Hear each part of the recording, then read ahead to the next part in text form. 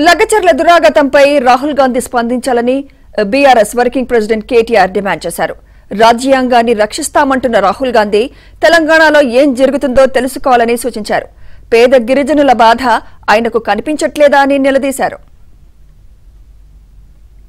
లగచర్లలో జరుగుతున్న దురాగతం, ముఖ్యమంత్రి రేవంత్ రెడ్డి నియోజకవర్గంలో జరుగుతున్న దురాగతం, వాళ్ళ అన్న అండతో పెట్టరేగిపోతున్న వాళ్ళ మూకలు, ఇస్తారా చస్తారా అన్నట్టు మెడ మీద కత్తిపెట్టి చేస్తున్న దౌర్జన్యం ఏదైతే ఉందో ఇవాళ దేశ రాజధాని ఢిల్లీలో ప్రతిధ్వనించింది.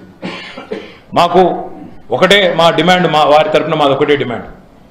ప్రజాస్వామ్యంలో ప్రజాస్వామిక స్ఫూర్తి ప్రకారం పనిచేయాలి కానీ ఇదేదో నియంతృత్వంలాగా నేనేదో సామ్రాజ్యాధిపతిని చక్రవర్తిని ప్రజలు ఎన్నుకున్న వాడిని కాదు ఆకాశం నుంచి ఊడిపడ్డాను అన్నట్టు ఎవరు ప్రవర్తించినా తప్పకుండా వారికి పరాభవం తప్పదు.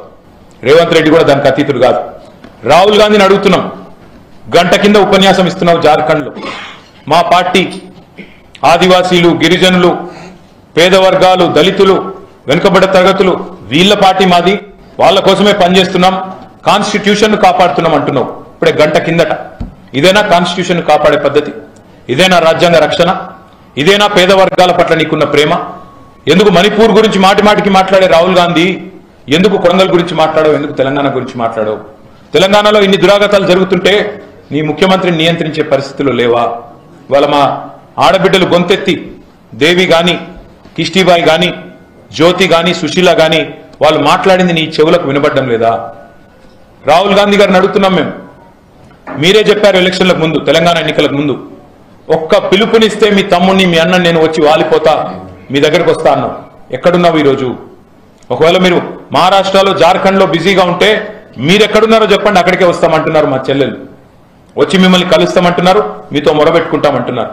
మీరు ఢిల్లీకే వచ్చేది ఉంటే ఎన్నికల ప్రచారం అయిపోయింది కాబట్టి మహారాష్ట్రలో జార్ఖండ్లో, ఢిల్లీకి వచ్చేది ఉంటే ఇక్కడే ఆగుతాం, ఢిల్లీలో సమయం ఇస్తే ఇక్కడే కలుస్తాం, మా బాధ చెప్పుకుంటాం అంటున్నారు. ఇప్పుడైనా గొంతు విప్పండి, నోరు విప్పండి. కేవలం లిప్ సర్వీస్ సరిపోదు, మాటలతోనే ప్రేమలు ప్రదర్శిస్తే సరిపోదు, మాటల్లోనే ప్రేమ కురిపిస్తే సరిపోదు, చేతల్లో కూడా చూపెట్టాలని చెప్పి కూడా కోరుతాం.